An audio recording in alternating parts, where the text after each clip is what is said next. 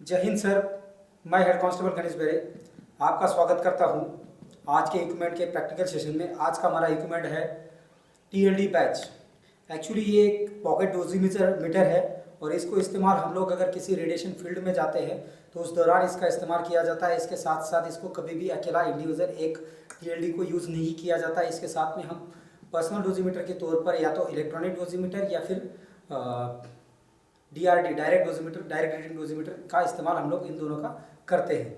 अभी हम लोग बात करते हैं टीएलडी का पूरा नाम है थर्मोलुमिनेसेंट डोजीमीटर, जो कि एक ऐसा डोजीमीटर होता है पर्टिकुलरली जो भी रिस्पॉन्डर जाते हैं उनके बाय नेम उनके नाम से दिया जाता है। इसको दूसरे व्यक्ति को नहीं दिया जाता क्योंकि इसके ऊपर में जो डोज जमा होता है वो डोज जो है एक साथ जब तक वो रेडिएशन फील्ड में जाता रहेगा तब तक जमा होता रहेगा। और इसको अलग अलग टाइमिंग के अनुसार, जैसे कि यहाँ पर अगर बात करेंगे तो हर क्वार्टरली जो है इसको लैब में भेजा जाता है क्योंकि इसके अंदर की रीडिंग जो है ऑन साइट में हमारे को कभी भी देख नहीं सकते, नज़र नहीं आ सकती है। तो इसके लिए इसी कारण से हम लोग जो है ऑन साइट में अगर जाते हैं तो दूसरा हमारे पास में इलेक्ट्रॉनिक डोजीमीटर DRD या इलेक्ट्रॉनिक डोजीमीटर होना जरूरी, जो कि ऑन साइड में हमारे को रीडिंग दिखा पाए।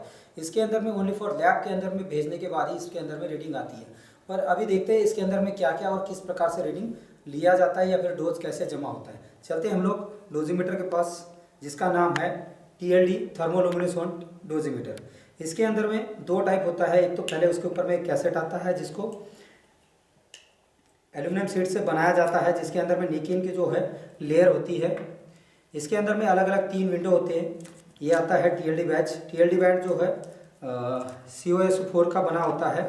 इसके अंदर में इस प्रकार से कैसेट को लगा दिया जाता है और ऊपर से जो भी इसका कवर है, कवर से इसको कवर्ड कर दिया जाता है। इसके पश्चात इसमें ध्यान देने वाली बात एक और है, इसके अंदर में एक छोटा सा कट लगा हुआ आता है। इस कट को ऊपर की तरफ रख के ही इक्विपमेंट के अंदर रखना चाहिए। और इसके साथ साथ जो है इसके अंदर में आपको जो भी बाय नेम जिसके नाम से होगा उसका नाम वहाँ पे दर्शाता हुआ नजर आएगा सामने की तरफ।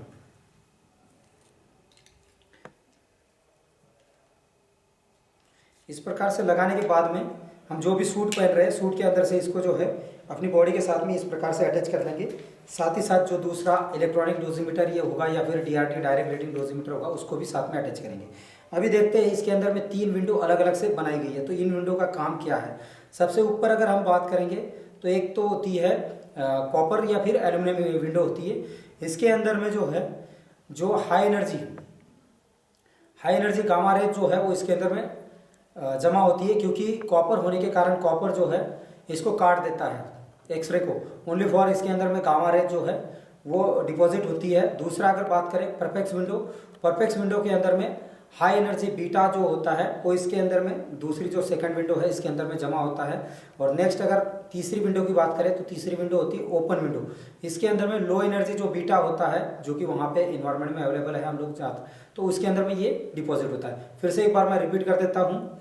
ऊपर वाली सबसे पहले जो है एल्यूमिनियम या कॉपर विंडो जिसके अंदर में only for gamma radiation deposit होता है। दूसरा परफेक्ट विंडो जिसके अंदर में हाई एनर्जी बीटा डिपॉजिट होता है। नेक्स्ट जो है लास्ट में ओपन विंडो जिसके अंदर में लो एनर्जी बीटा डिपॉजिट होता है। अब इसकी रीडिंग कैसे लेते हैं और कहाँ पे ली जाती है, क्योंकि इसके अंदर एक्चुअली जो होता है ये एक सेमीकंडक्टर के आधार पर कार्य करने वाला इक्विपमेंट है।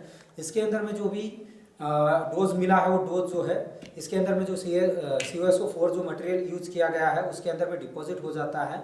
डिपॉजिट होने के पश्चात इसके अंदर में पर्टिकुलरली उतना अगर वोल्टेज या फिर उतना टेम्परेचर उसको दिया जाता है उसके अंदर से फ्री इलेक्ट्रॉन्स बाहर निकलने लगते हैं और इन इलेक्ट्रॉन्स को जो है PM ट्यूब के आधार पर काउंट कर लिया जाता है और उस दौरान जो है उसको डिटेक्ट किया जाता है कि रिस्पॉन्डर ने कितना डोज लिया हुआ है। तो ये ऑन साइड में नहीं दिखाया जा सकता, इसके लिए लैब की आवश्यकता होती है। यहाँ तक जो है हमारा इक्विपमेंट समाप्त होता है। Thank you sir.